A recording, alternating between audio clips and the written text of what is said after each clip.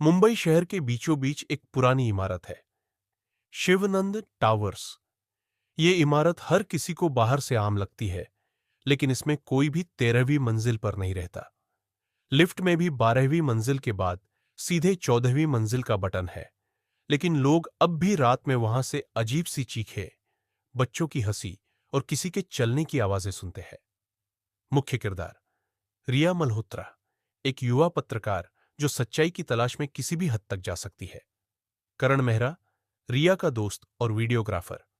रघु काका, इमारत का चौकीदार जो कुछ छिपा रहा है। प्रिया, एक रहस्यमय बच्ची जो बार बार रिया को दिखाई देती है। कहानी विस्तार। पहला भाग, रहस्यमयी शुरुआत।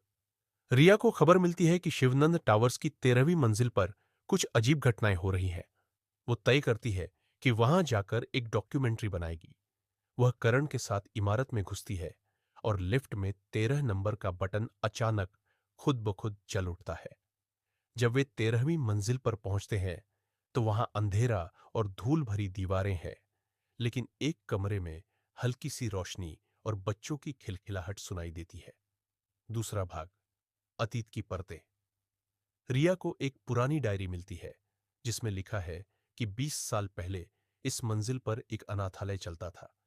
वहां के बच्चों को एक प्रयोग के लिए जिंदा जला दिया गया था और उस दिन से उनकी आत्माएं यहीं भटक रही है।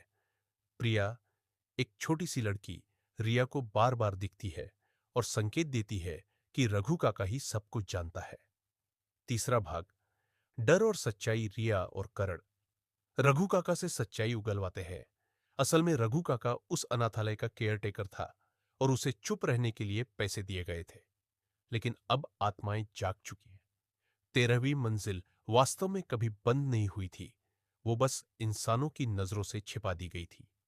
अंतिम भाग, बलिदान और मूड। रिया को पता चलता है कि आत्माओं को शांति देने के लिए किसी को खुद को कुर्बान करना होगा। करण प्रिया की आत्मा को बचाने के लिए खुद को कमरे में बंद कर लेता है।